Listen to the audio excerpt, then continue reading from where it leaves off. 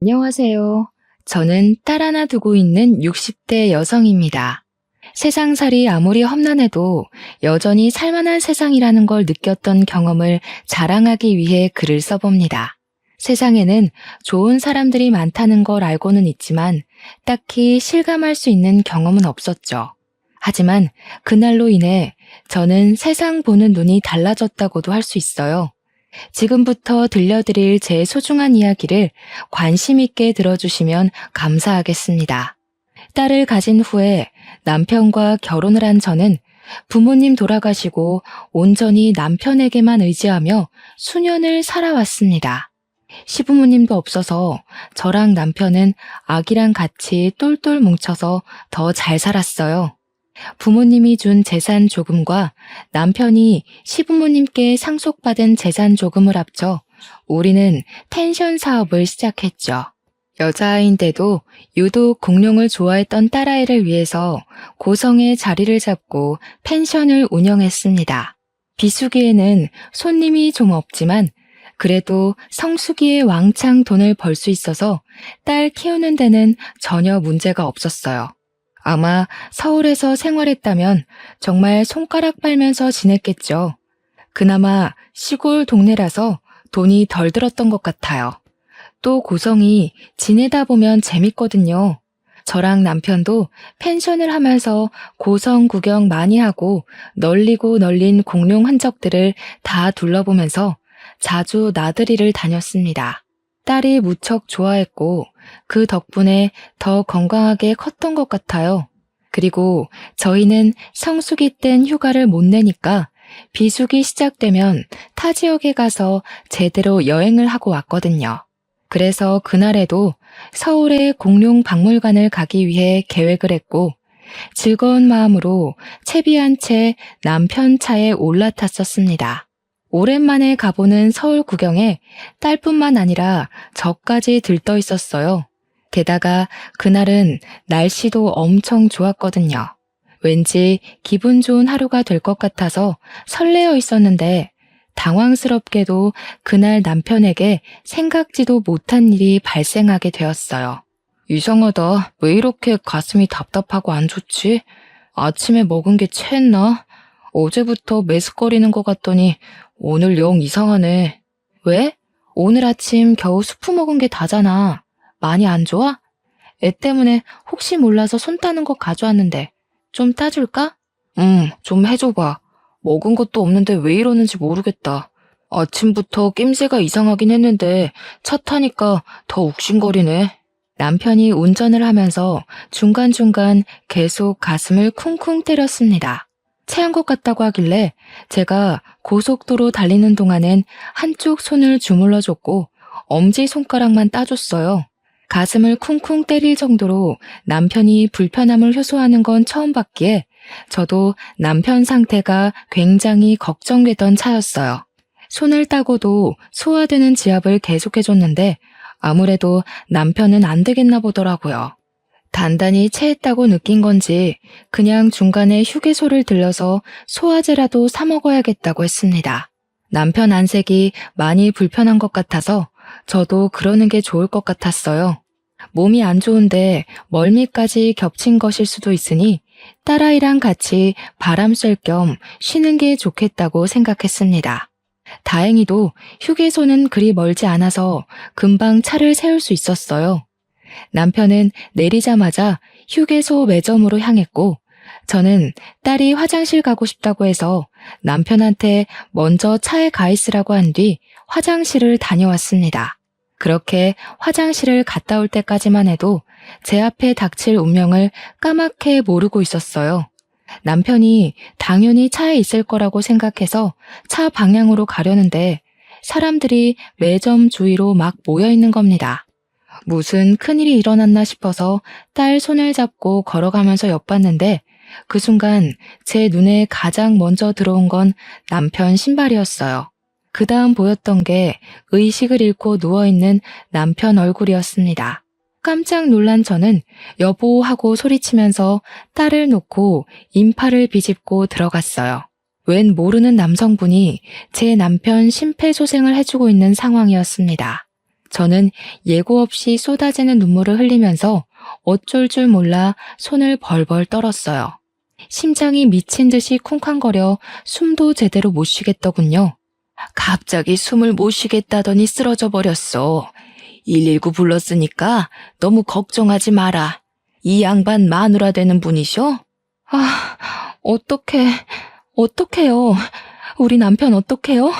여보 왜 이래? 눈 좀 떠봐. 어떡해.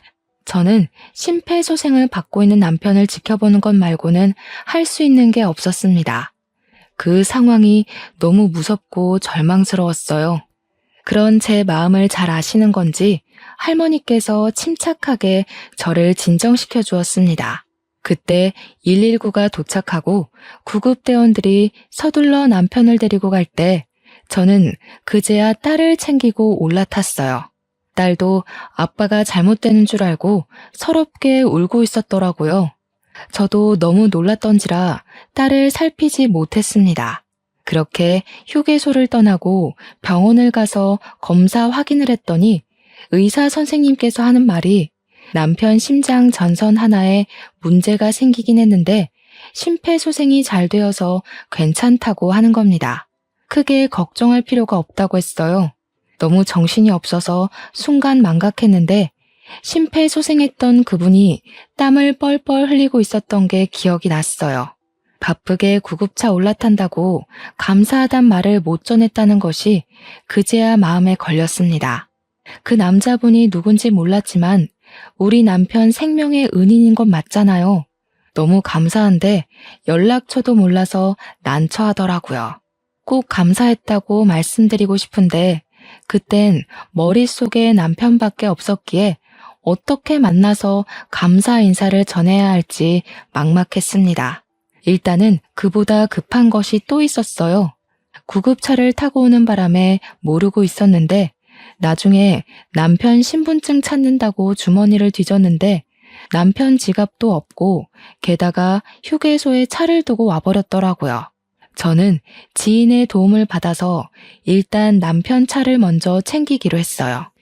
늦은 시간이라 그때 그 할머니랑 남성분이 있을리 만무하겠지만 혹시나 싶어 슬쩍 둘러는 봤습니다.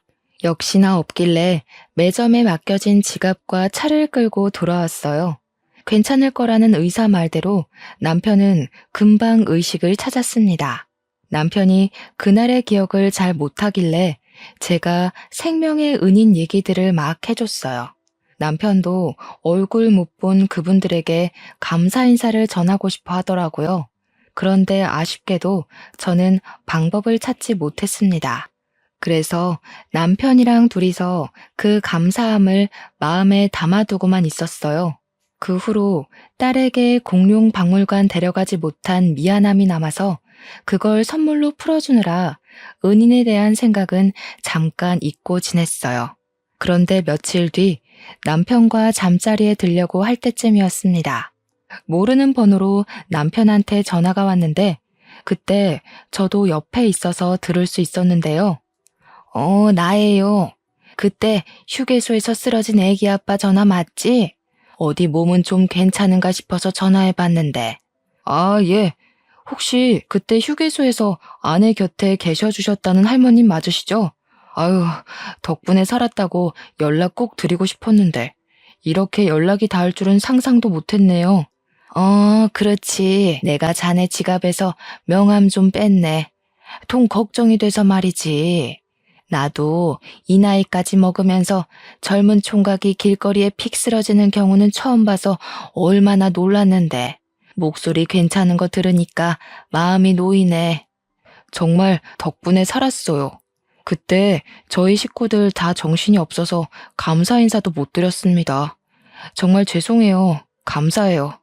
그리고 혹시 저한테 심폐소생술 해주신 분과는 아는 사이인가요? 저희가 그분께도 꼭 감사 인사를 하고 싶어서요. 그 사람? 내 아들 놈이야. 의사 일을 하고 있어서 맨날 심폐소생술 하니까 별로 힘들지도 않았을겨. 감사 인사는 내가 전해줄게. 지금은 아기 아빠 몸 걱정만 해. 나도 기절 한번 해본 적이 없는데 젊은 사람이 벌써 몸이 엉망이면 쓰나. 감사합니다. 정말 감사합니다. 제 생명의 은인이세요. 복 받으실 거예요. 아들분께도 꼭 제가 감사했다고 전해주세요. 직접 얼굴 보고 인사드리고 싶지만 바쁘실 것 같아서 이렇게만 말씀드리는 거 죄송해요. 남편은 할머니가 보이지도 않는데 자세를 바로 하면서까지 고개를 연신 숙였습니다. 영영 생명의 은인분들에게 인사를 못 드리게 될 줄 알았는데 그날 밤 연락이 와서 저랑 남편 둘 다 많이 놀랐어요. 할머니 말로는 남편 추후가 걱정되고 궁금해서 지갑에서 명함 하나쯤은 빼도 될 것 같아 손을 댔다고 하더라고요. 남편 지갑에 손을 대준 것이 감사했던 적은 또 처음이었어요. 어쨌든 저도 남편이 전화 끊기 전에 할머니 목소리 듣고 싶어서 폰을 넘겨받아 인사를 드렸습니다. 할머니는 마치 저와 남편의 가족이라도 되는 것처럼 건강을 많이 걱정해줬어요. 딸도 있으면서 부모가 건강해야지. 딸이 엄마 아빠 닮아서 아주 예쁘던데. 그렇게 예쁜 자식 울리면 좋은 부모 못 되는 거야. 딸한테만 투자하려고 하지 말고 자네들 몸 관리도 같이 신경 써. 가족 하나 잃는 것만큼 식구들에게 못할 짓은 없다. 할머니는 저희에게 참 감사한 충고를 해주고는 전화를 끊으셨습니다. 그 따뜻하고 마음이 너무 고마워서 저랑 남편은 새삼 눈물을 찔끔 보였어요. 그리고 할머니 말대로 건강검진에 소홀히 하지 않으며 살았습니다. 그때는 그저 정말 고맙고 따뜻하신 분이구나 그렇게만 생각하고 지난 일이라 넘겼습니다. 감사 인사도 드렸으니까 더더욱 마음에 남은 무거운 빚은 없었죠. 그리고 저희는 또 일상을 살아갔어요. 저희는 한 고비를 넘겼으니까 다음에는 더 잘 예방할 수 있을 거라고 생각을 했습니다. 그렇게 할머니 말씀대로 남편이 특히 직장과 검진을 병행하면서 주기적으로 검사를 받았는데요. 갑자기 고성병원에서 큰 병원에 가봐야겠다고 하더라고요. 그래서 남편이 연차를 내고 저랑 딸과 함께 서울로 올라갔어요. 검진을 다시 실시했더니 뇌동맥류 질환이 발견되었다면서 수술을 해야 된다는 겁니다. 솔직히 심장이 철렁했지만 그래도 의사 선생님이 남편더러 검진 열심히 해서 목숨에 지장 없이 수술로 해결할 수 있는 거라 했습니다. 조금은 안심이 되었어요. 그런데 문제는 남편 스스로의 기분이었어요. 남편은 평생 감기도 잘 안 했었는데 갑자기 이렇게 아프니까 스트레스를 많이 받았나 보더라고요. 수술을 하고 입원해 있는 동안 부쩍 기운이 빠져갔습니다. 내가 벌써 이러면 안 되는데 미안해 여보. 나 참 볼품없는 가장이지. 당신한테 힘이 돼주고 싶은데 이렇게 병든 닭이 돼버려서 미안해. 무슨 소리야. 그런 말 하지 마. 당신 덕분에 나랑 딸이 버티고 살고 있는 건데 왜 그런 마음 약한 소리를 해. 누구나 아플 수 있는 거야. 미안하면 더 힘내서 빨리 나을 생각이나 해. 남편은 결국 건강상 문제로 큰 병원에서 쉬는 게 좋을 것 같아 서울병원으로 입원을 했습니다. 저랑 딸만 고성에서 펜션 하면서 남편 병원비를 위해 알뜰하게 살았죠. 저는 정말 남편만 힘을 낼 수 있다면 혼자 고생해도 상관이 없었어요. 우리 딸이 갓난아기라서 매일 시달리고 있어야 되는 것도 아니었고 돈 아껴 산다고 굶어 죽는 것도 아니었으니까요.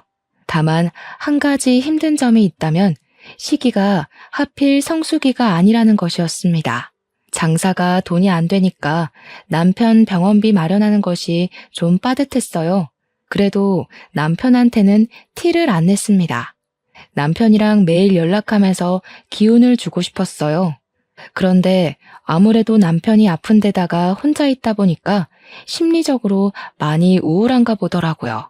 공황장애 비슷한 걸 겪고 있다는 소식을 뒤늦게 알았습니다.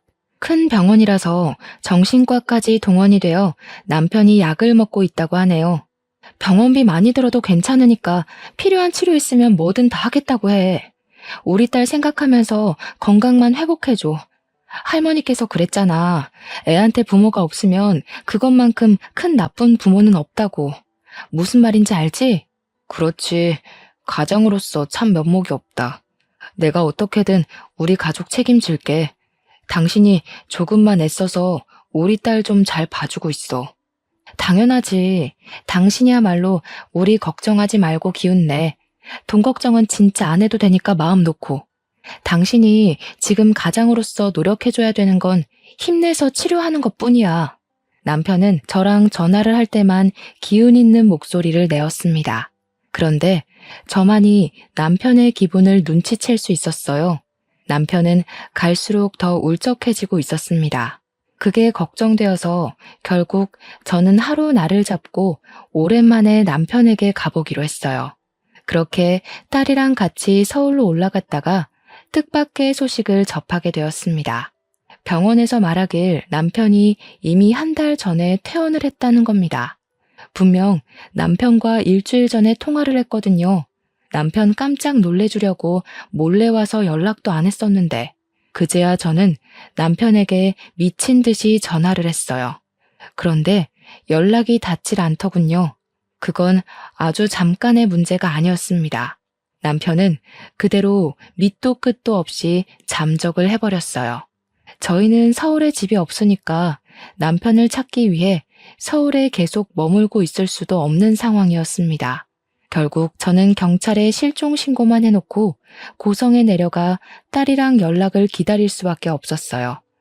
그러나 절망스럽게도 시간만 흘렀어요. 남편에게도 경찰에게도 연락이 올 기미가 없었죠. 혹시 남편이 어디 길 가다가 또 쓰러진 건 아닌가 싶어서 저는 하루가 멀다 하고 밤잠을 설쳐야 했습니다. 남들 다 일상을 사는데 제 시간만 남편이 사라진 그때로 멈춰있는 기분이었어요.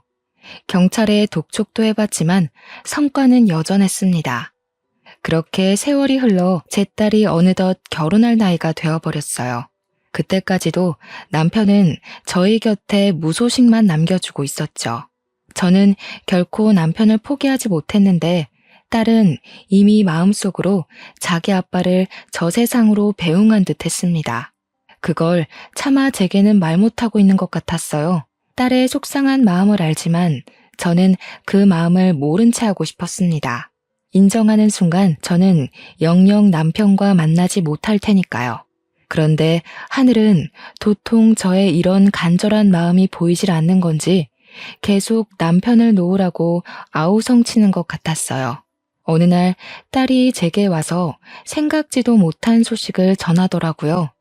엄마, 나 임신했어. 미안해. 엄마가 아빠 때문에 얼마나 힘든지 아는데도 나 사랑하는 사람이 있어. 나만 그렇게 위로받고 행복하게 지내고 있어서 미안해. 그런데 나 이제 그 사람이랑 같이 살고 싶어. 결혼도 안 한 딸이 갑작스레 임신을 했단 소리에 너무 놀라서 벙찌고 말았습니다. 딸이 죄책감을 느끼면서 고백하기를 오래전부터 결혼하고 싶은 남자가 있었다고 하더라고요. 그런데 제가 남편 때문에 끙끙 앓으며 허송세월 보내고 있으니 감히 자기 혼자 행복하게 가정을 꾸릴 면목이 없었다고 차마 사위 될 사람을 소개 못 시켜줬다고 하는 겁니다. 그렇게 결혼을 미루기만 하다가 끝내 덜컥 임신을 하게 되었다고 이젠 정말 결혼을 안 하면 안 될 지경이 되어버려 저한테 알리는 거라면서 딸이 죄인처럼 얘기를 했습니다. 그 순간 머리를 한 대 맞은 것 마냥 정신이 차려졌어요.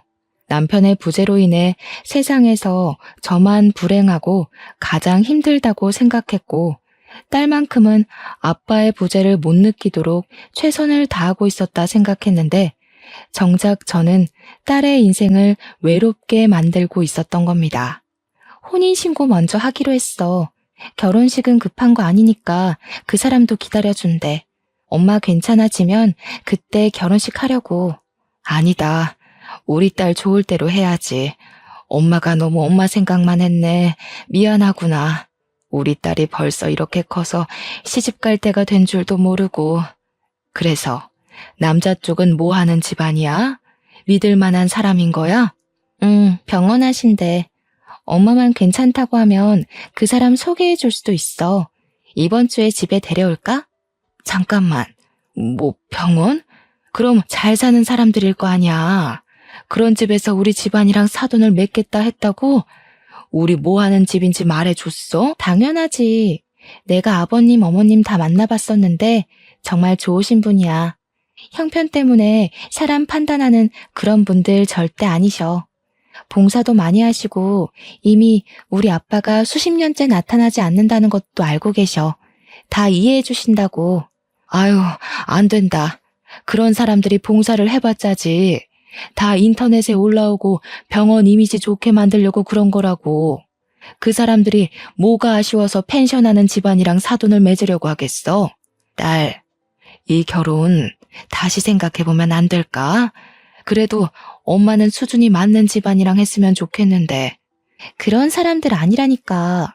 엄마는 아빠 살려준 분들이 의사라면서 어떻게 의사를 그렇게 생각해?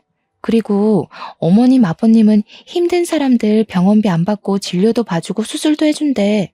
엄마도 딱 만나보면 느낄 거야. 큰 병원 아니고 서울 변두리에서 하는 동네 병원이거든. 동네 병원이든 대학병원이든 다 같은 의사라고 생각했습니다. 아무리 이미지 좋은 의사라도 식구가 되면 얼굴색 달라지는 의사들. 뉴스에서 수도 없이 봤었어요. 아빠가 없는 애를 왜 굳이 병원 집안에서 결혼을 하려고 하는지 이해가 안 되더라고요.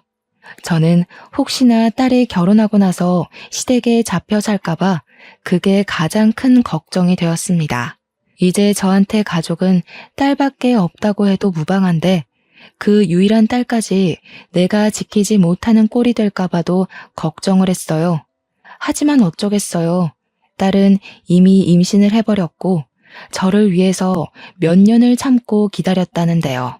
일단 엄청나게 큰 병원이 아니라 그냥 동네 외과 정도라니까 한 발 양보해서 결혼을 허락해 주었습니다. 그리고 그날 밤 저는 결국 남편의 사망을 받아들여야 했고 딸을 위해서라도 남편을 놓아주어야 했어요. 남편이 보고 싶어서 정말 많이 울면서도 우리 가족 책임진다고 해놓고 사라져버린 남편이 원망스럽기도 했습니다. 딸이 상견례 날짜를 잡았다고 말해주고 난 후 저는 그때까지라도 마음을 추스르려고 노력 많이 했습니다. 그렇게 저의 감정 절반을 포기하며 지내던 어느 날이었어요. 모르는 번호로 연락이 온 겁니다. 딸에게 줄 몸보신 요리를 하던 중에 받았는데 그 안에서 들려오는 목소리는 저를 주저앉게 만들었어요. 발신자는 다름 아닌 남편이 휴게소에서 처음 병환증세가 왔을 때 남편을 살려주신 할머니였습니다. 휴게소 때로부터 무려 14년이 지난 날에 온 연락이었어요. 내가 죽기 전에는 그 양반 잘 살고 있는지 알고 죽어야 쓰겄다. 요즘은 어떻게 지내고 있어? 아기 엄마도 잘 지내고 있는 거야? 조그맣던 딸내미도 많이 컸겠네. 할머님께서 어떻게 제 번호까지? 할머님은 건강하게 잘 지내고 계세요? 저희가 먼저 연락을 드릴 걸 그랬어요. 아직까지도 저희 생각해 주시는 줄은 몰랐네요. 너무 감사드려요. 연락은 뭐 시간 되는 사람이 먼저 하고 그러는 거지. 그런 게 뭐 중요한가? 그래서 아기 아빠는 어때? 다 같이 잘 살고 있는 거야? 할머니께서 묻는 말에 저는 남편이 실종돼서 죽었는지 살았는지도 모른다는 소리를 할 수가 없었습니다. 이렇게 시간이 흘렀는데도 할머니께서 저희 안위를 걱정해 주시는 거면 솔직하게 남편 소식을 말했을 때 왠지 할머니가 마음 편히 못 지낼 수도 있을 것 같다는 생각이 들었거든요. 그래서 결국 할머니께 거짓말을 해버렸고 우리 모두 잘 지내고 있다고 답했습니다. 할머니를 위해서 그게 저만의 최선이라고 생각했어요. 더는 우리 집안 신경 쓰지 마시고 할머니 건강 걱정하면서 지내길 바랬죠. 할머니를 생각해서 겨우 울음 삼켜가며 말을 했는데 정작 할머니는 대답이 없었습니다. 그러다 갑자기 한숨을 푹 쉬면서 저를 향해 혀를 끌끌 차셨는데요. 가여워서 어쩌나. 아무래도 내가 가만히 있으면 안 될 문제 같네. 내가 이번 주에는 중요한 약속이 있어. 그 일 끝나면 다시 연락할 테니까 기다려라. 뜬금없는 말이라고 생각했습니다. 제가 대답도 못 드렸는데 할머니는 그렇게만 말하고 전화를 끊어버렸어요. 할머니의 말이 의아했지만 그보다 겨우 마음 정리했던 남편을 다시 떠올린 셈이라서 가슴이 무너질 만큼 슬픈 기분을 또 느꼈습니다. 시간을 어떻게 흘려보내는지 모르게 딸 상견례 날이 다가왔어요. 그래도 딸 상견례에선 울상으로 있을 수 없어서 딸과 함께 미용실에서 메이크업과 헤어까지 받고 상견례 자리에 갔습니다. 저랑 딸이 먼저 도착했고 한 2분 뒤에 사돈될 사람들이 우르르 들어오는데 그때 저는 앉은 자리에서 벌떡 일어날 수밖에 없었어요. 휠체어에 실려서 들어오는 할머니가 있었는데 얼굴 보자마자 14년 전 우리 남편을 살려주고 제 곁을 지켜준 은인이라는 게 바로 생각이 났습니다. 너무 놀라서 저는 바로 할머니를 아는 채 했어요. 그러자 할머님이 저를 가만히 보다가 박수를 짝 치더라고요. 어머나, 이게 누구야? 아기 엄마가 어떻게 여길 다 왔어? 설마 우리 집 손자 며느리 될 사람 엄마인 거야? 가만히 있어봐. 그럼 손자 며느리가 그때 그 꼬마애? 네, 맞아요. 제 딸이에요. 아니, 어떻게 이럴 수가 있대요? 그럼 할머니께서 제 사돈 식구란 말씀이세요? 사돈네 사람들은 제가 할머니와 아는 사이니까 굉장히 놀라워했습니다. 할머니와 저 또한 서로를 바라보면서도 너무 신기해서 입만 틀어막고 있었어요. 그러자 안사돈이 할머니에게 우리 아는 사이였냐고 묻더라고요. 그럼 당연히 알지. 내가 이 집안 사람들 때문에 한 번도 아니고 2번이나 놀라고 있는데, 아니 이제 3번째인가? 할머니의 말씀을 저도 몰라 듣고 있었는데 할머니는 우리 관계를 모르는 이들을 위해서 일단 14년 전 그날의 얘기를 먼저 하였습니다. 그러자 안사돈이 어머 하면서 갑자기 저와 할머니 사이의 이야기를 아는 채 하더라고요. 그때 안사돈 하는 말에서 저는 할머니가 왜 우리 집 때문에 2번째, 3번째 놀란다는 소리를 했는지 알게 되었어요. 어머님, 혹시 그분 말씀하시는 거세요? 아버님 병원에서 지내는 분이요? 그래. 아이고, 이렇게 만날 인연이었으면 내가 진작에 그 양반한테 알려줬을 텐데. 그 양반 아무것도 모르고 또 가족 사진만 들여다보고 있을 거야, 둔치처럼. 할머니가 말하는 사람을 안사돈도 알고 바깥사돈도 알고 사위까지 알고 있었어요. 저랑 딸만 당장 무슨 소린지 못 알아듣고 있는 그때 할머님이 저를 휠체어 가까이로 오라고 손짓하셨습니다. 그리곤 제 2손을 꼭 붙잡아 주셨어요. 이 가여운 거사, 식구들이 어쩜 다 그렇게 착해 빠졌어. 네 속 썩어가는데 내 속 다를까봐 거짓말을 했던 거야? 네 서방되는 놈을 내가 데리고 있는데 잘 살고 있기는 무슨. 네? 그게 무슨 소리세요? 제 남편 말씀하시는 거예요? 지금 제 남편이랑 같이 있다는 거예요? 할머니가 제 손을 쓰다듬으면서 말해주는 내용은 그간 남편의 실종 행적을 알 수 있을 만큼 상세했습니다. 남편은 제게 마지막 전화를 하기 전 이미 퇴원 수속을 밟은 상태였다고 했잖아요. 그게 일자리를 구하려고 했던 거랍니다. 거액의 병원비를 저 혼자 감당하고 있는 게 미안했던 것 같아요. 그렇게 무작정 퇴원해버린 남편은 일자리를 알아본다고 경비직 같은 걸 구했는데 그게 놀랍게도 바깥사돈 병원의 경비직 자리였다고 했어요. 바깥사돈 병원은 동네에 있더라도 3층짜리 단독 건물이었던지라 주차장과 경비를 관리해줄 담당이 필요한 규모라고 하더군요. 그런데 그 일을 하다가 남편이 그만 또 병이 도져서 쓰러졌다고 하는 겁니다. 집안이 하는 병원이니 할머니가 마침 병원을 들렸다가 남편을 발견해서 또 조치를 취했다고 해요. 다행히 병원에서 쓰러진 거라 응급처치는 빨랐다고 하더라고요. 그러나 무리한 탓 때문인지 남편은 반신이 마비가 된 상태로 의식을 찾았다고 했습니다. 할머니가 남편을 알아보고서 아주 혼쭐을 내며 가족들에게 연락하라고 했는데 남편이 그걸 거절했다네요.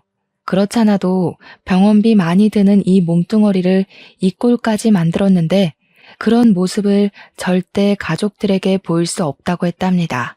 남편 고집을 꺾지 못한 할머니도 어쩔 수 없이 10년 넘게 연락 못 주고 있었다고 했어요.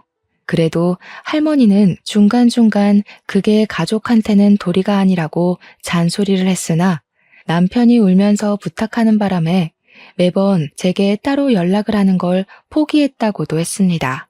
남편은 그렇게 긴 세월 자신을 숨길 동안 죽어라 재활을 받으며 노력하는 덕에 한쪽 다리는 신경이 돌아온 상태라고 하더군요. 완전히 정상이 되면 당당한 가장으로 가족 앞에 나설 거라는 남편의 말에 할머니는 아무래도 시간이 너무 많이 소요되는 것 같아서 할머니 또한 마음이 안 좋았대요. 마치 저희 가족에게 대신 죄를 짓고 있는 기분을 느꼈다고 하더라고요. 그래서 결국 남편 폰을 뒤져 제 연락처를 알아냈고 그날 저한테 전화한 거라고 합니다. 그 사실에 제 딸도 놀라고 저도 놀라서 할머니 앞에 주저앉았어요. 그러자 안사돈이 저를 부축해주면서 다독여 주었습니다. 그분 되게 좋으신 분이던데 가족분들 아프게 그냥 둔 것 보면 조금 야속하기도 했네요. 이렇게라도 만날 수 있어서 얼마나 다행인 기회인지 몰라요. 아휴, 세상에 너무 감사합니다. 저는 제 남편이 죽은 줄로만 알고 어떻게 살아야 할지 막막했는데 저희 남편 살려주셔서 너무 감사해요. 저는 그저 그들에게 고맙다고 인사를 하면서 화장이 번질 만큼 눈물을 보였습니다. 게다가 바깥사돈 되는 분은 우리 남편을 심폐소생으로 살려준 분이잖아요. 얼굴 보고 인사드리는 건 처음이었는데 다리에 힘이 없었던지라 저는 무릎을 꿇은 채로 바깥사돈에게 감사하다고 고개를 숙였어요. 다들 저더러 당연히 해야 할 일을 했을 뿐이라며 대신 위로해 주었습니다. 이 상황이 그저 너무 감사했는데 일단 저는 당장이라도 남편을 찾아가고 싶었어요. 하지만 저희는 상견례를 위해서 모인 사람들이라서 마음을 추스리고 자리에 앉아 그제야 사돈으로서 인사를 나눴습니다. 여기서 이럴 게 아니라 우리 인사 나눠야 될 사람이 한 분 더 있잖아요. 그래도 애들 상견례인데 우리 아들 장인어른 되는 분과도 한자리에서 인사 나누는 게 맞지 않겠어요? 이만 정리하고 저희 병원으로 2차 갑시다. 그래도 사돈들이 제 마음을 알아준 건지 상견례를 간단하게 마치고서 서둘러 남편이 있다는 병원으로 데려가 줬어요. 바깥 사돈이 태워줘서 저랑 딸이랑 바깥 사돈이랑 사위가 같이 움직였고 안사돈 차로 할머니랑 둘이 따로 왔습니다. 그렇게 찾아간 병실 문 앞에는 정말 제 남편의 이름이 적혀 있었어요. 그걸 보자마자 저는 벌써 눈물이 터졌습니다. 심장이 미친 듯이 뛰어 다리가 후들거렸어요.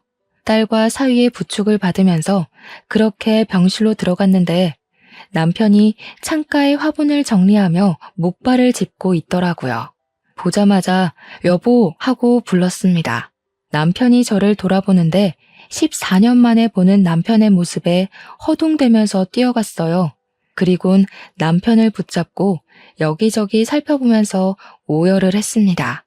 제 눈앞에 있는 남편이 꿈은 아닐까 싶어서 한참을 놓지 못하고 있었는데 남편이 저를 포근하게 안아줘서 실감했어요. 남편은 저랑 딸이 찾아온다는 걸 할머니한테 좀 전에 연락받은 듯 했습니다.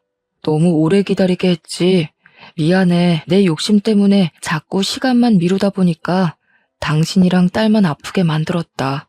우리 딸 저렇게 예쁘게 키우느라 얼마나 고생했어.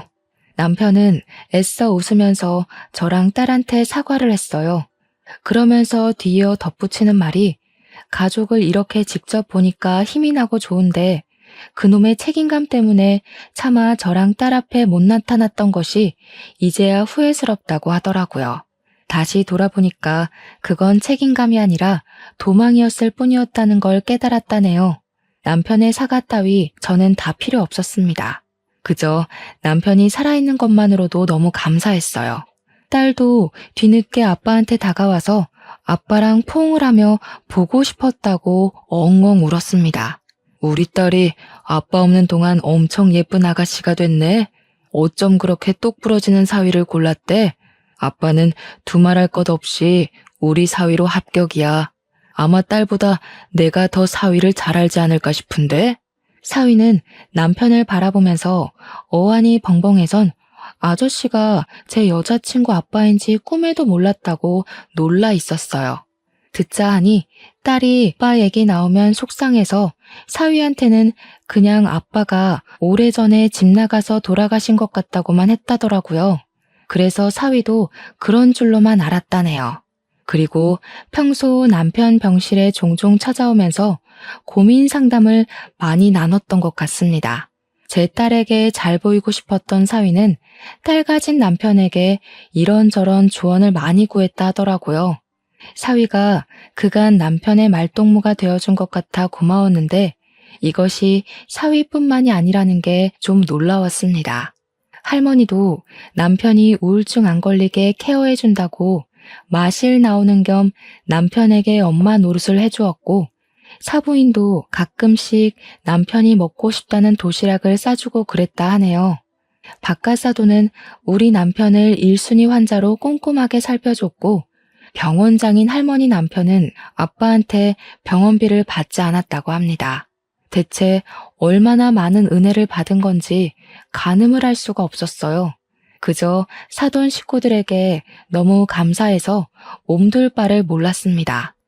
남편도 우리 가족한테 미안한 마음에 늘 마음속 응어리를 담아두고 살았는데 이렇게 얼굴 보니까 그간의 스트레스와 우울증이 다 씻겨가는 것 같다고 자기가 여태 잘못 판단했다는 걸 자각했어요.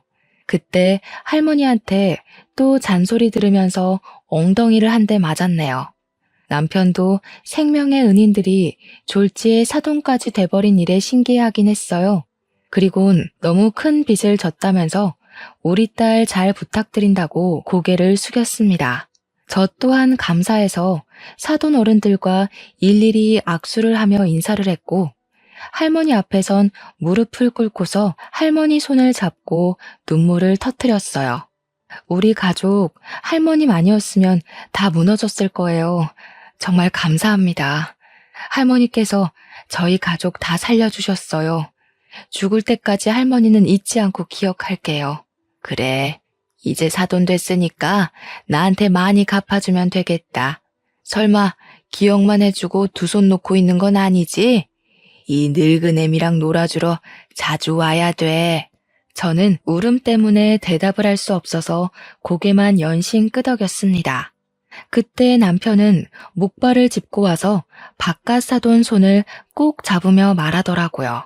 바깥사돈, 그때 저 심폐소생술 해주신 덕분에 제가 지금 이렇게 가족들 볼 수 있네요.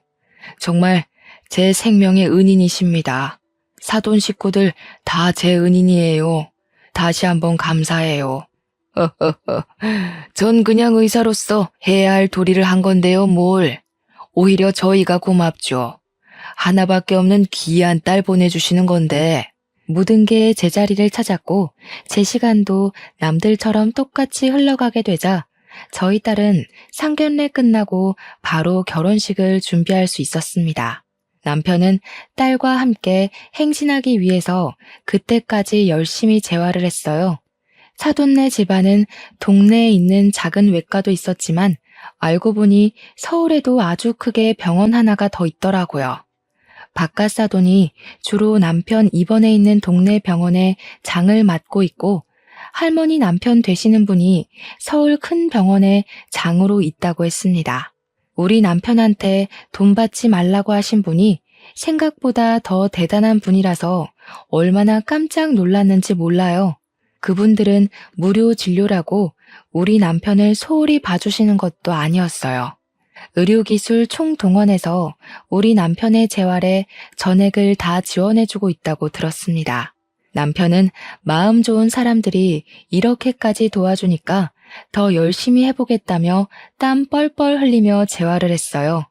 가족이 나타나자 더 힘을 얻은 남편은 끝내 행진 때 목발 하나에만 유지한 채 그 기다란 버진대로를 딸과 함께 걷는 걸 성공했습니다. 원래는 몇 걸음 걷지 못하고 금방 휠체어에 앉는다고 하더라고요. 그런데 결혼식 끝나는 내내 준비하고 있던 휠체어는 쓸모가 없었을 만큼 남편은 목발로도 잘 걸어 다녔어요. 저희 모두가 한마음 한뜻으로 기뻐서 눈물을 흘렸었습니다. 딸과 사위의 결혼식은 그렇게 우리 모두에게 의미 있는 날이 되었어요. 그리고 딸과 사위가 신혼여행 다녀온 뒤 머지않아 출산을 했습니다. 딸이 낳은 아이는 딸과 사위를 야무지게 닮은 예쁜 소녀였는데 온 가족들의 사랑을 크게 받고 크는 중이에요. 특히 할머니께서 증손녀를 한번 안으면 놓을 줄을 몰랐어요. 손녀도 할머니를 제일 좋아했을 만큼 둘이 친했습니다. 우리 손녀가 잘 클 때까지 할머니께서도 만수무강하시면 좋겠는데 아무래도 할머니는 연세가 있어서 결국 무리가 찾아오고 말았는데요. 아이고, 내가 이 나이 먹고 증손자까지 다 보네. 좋은 사돈 만나서 누릴 거 다 누리고 배부르게 눈 감겠어. 할머니는 그래도 병환 없이 90세가 넘도록 사셨지만 어쩔 수 없는 세월 때문에 결국 하늘나라로 가셨어요. 그나마 우리 손녀가 걸음마 떼는 건 보고 가셔서 얼마나 다행인지 모릅니다. 우리 가족들은 다 같이 똘똘 뭉쳐서 할머니를 잘 보내드렸어요. 장례식장에서도 사돈네 사람들보다 우리 식구가 더 많이 울었는데 특히나 남편이 3일 내내 정신 못 차릴 만큼 오열하고 슬퍼했습니다. 목숨을 살려준 은인을 넘어서 진짜 어머니라고 생각을 했던 것 같았어요. 할머니가 있는 세상이 훨씬 즐거웠지만 그래도 저희들은 여전히 행복하게 지내고 있습니다. 딸과 사위도 다투지 않고 사이좋게 지내는 걸 보니 제가 다 기분 좋더라고요. 할머니께서 우리 집안과 사돈 집안의 인연을 이어준 셈이나 다름없는 것 같아 하늘에 계신 할머니께 틈만 나면 감사하다고 말씀드리고 있어요. 덕분에 우리는 다른 집안과 다르게 사돈과의 사이가 아주 특별해졌습니다. 마치 대가족이 된 것처럼 저희는 자주 연락하고 같이 놀러 다니고 주기적으로 식사를 합니다. 또 명절 때마다 사위랑 딸이 시댁과 친정을 왔다 갔다 하는 게 힘드니까 어차피 얼굴 볼 거 그냥 한 곳에 다 모여서 며칠 동안 같이 지내고 있어요. 이번 추석에는 다 같이 우리 펜션에 와서 바비큐 파티를 하고 놀 생각입니다. 모든 게 그저 즐겁기만 한데 딱 한 가지 마음속에 내내 해결 안 되는 불편함이 남아 있었는데요. 사돈네 병원에서 계속 남편에게 무료 진료를 봐주려고 하는 것이 문제였습니다. 우리는 받을 만큼 받았기에 이제는 어떻게든 한 푼이라도 더 내려고 했거든요. 그런데 사돈 집에서는 간호사까지 시켜서 납부 못하게 해놨더라고요. 안사돈, 이러면 미안해서 얼굴 보기 힘들어요. 저번 약도 무료로 주셨잖아요. 저 이렇게 계속 받고는 못 삽니다. 우리 체면도 있지. 이제 그만 받아주세요. 오호, 사돈네한테는 평생 병원비랑 약값 안 받을 거라니까요. 우리 집안 사돈이 된 특혜니까 넣어두세요. 이건 돌아가신 저희 어머니께서도 반대하실 문제라고요. 저 불효하기 싫습니다. 아이고, 이 사람 참. 그럼 곧 명절에 우리 펜션 와서 고깃배 터지게 먹을 준비하세요. 저도 돈 한 푼 안 받고 대접만 할 테니까 아무것도 들고 오시면 안 됩니다. 저희 펜션에는 사돈댁 돈 반입 금지예요. 예, 그럼 병원비는 바비큐로 갚아주시죠. 제가 좀 많이 먹는 타입인데 감당할 수 있을지 모르겠네요. 사돈네에 미안한 건 여전하지만 그래도 저희는 서로 이렇게 배려하면서 조금은 불편하게 사는 것이 너무 좋습니다.